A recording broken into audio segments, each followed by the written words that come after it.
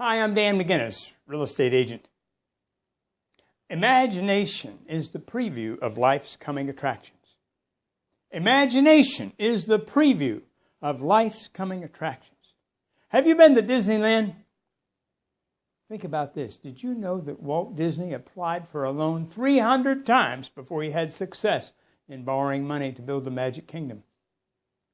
Did you know that Einstein said, imagination is more important than knowledge? I'll share with you one example of imagination. When my son was 3 years old, we lived in Columbus, Ohio. On a Friday afternoon, I was on my way home from work, and I stopped and got the groceries at the store. When I got to the front door with groceries in both arms, the door was locked. We didn't keep the door locked during the day. And there was a note that read, I love you, but I have to get away and get well.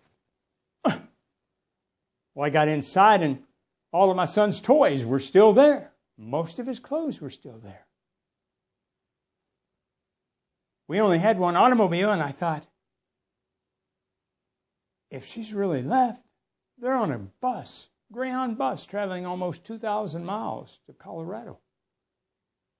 The next day, a letter came from the attorney that said there was going to be a divorce. Well, on Monday, I called that attorney and I explained to her. I said, you don't understand. My wife loves me. She even said so in a note. Said she had to get away and get well. She says, you don't understand, Mr. McGinnis. Your wife's divorcing you, and you're going to pay for it. Well, a few days later, I got a second job to help pay for this attorney. 4 nights a week, I delivered pizzas. And then I got an attorney, and I explained to the attorney, I said, I feel that I should have my son because I feel I could be the better parent. And the attorney said, well, if she's like you say she is, let her have him, and she'll give him back.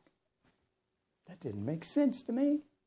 I got a third job. 3 nights a week, I was a janitor in Columbus, Ohio. I cleaned 2 banks to help pay for the second attorney. Several weeks later, a letter came in the mail and said the divorce is final. She gets custody. You get visitation 2 weeks in the summer. Imagine only being able to see your 4-year-old child 2 weeks out of the year for the next 17 years. Sometime later, I met this remarkable lady. Shortly after that, we were married. And every day my wife would say to me, we're going to get Troy back. We're going to get Troy back. We're going to get Troy back. And every day I would imagine that little blonde-haired, brown-eyed boy and I playing ball together. He had this big red plastic bat. He could hit a ball farther than anyone in the world, in his opinion. I could imagine him riding his big wheel down the walk and sliding it around. And then some months later, my sister called me from Denver, Colorado.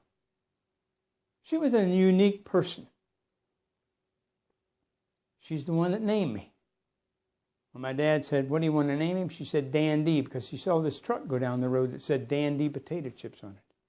She called me and said, listen very closely to your instructions. Unbeknownst to me, my former wife had spoken with her twice.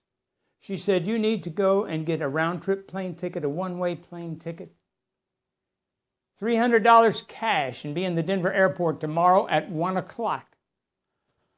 Wow, imagine how I felt as I walked through the Denver airport the next day looking for my son, wondering how would this happen, trying to imagine what it would be like.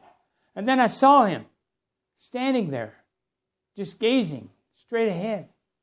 And then he began running faster and faster. He leaped into the air and wrapped his hands and arms and legs around me. We went to my sister's and spent the night. The next day, we flew home to Columbus, Ohio. The airline pilot had heard of our story and declared that we would be the first to exit the plane. In those days, airplanes were like Air Force One. They would push steps up against the plane. As they did and they opened the door, my son and I stepped out onto the top step. As I looked down onto the tarmac, I could see my wife and my mother waiting there. I realized my family was together again. A couple of hours later, he came up to me and said, I'm afraid of that woman. I said, what do you mean? He said, she's got spots on her face. I explained to him that my wife had red hair and she had freckles, and the freckles wouldn't hurt him. About a year later, we moved to Phoenix, Arizona, and I took my wife and son for their first visit ever to Disneyland. Later on, he grew up, graduated from high school, got married, and provided us with 2 granddaughters. Ladies and gentlemen, I say all that to say this. Whatever it is that you want, that you believe in it. Imagine it. Focus on it. And remember, imagination is the preview of life's coming attractions.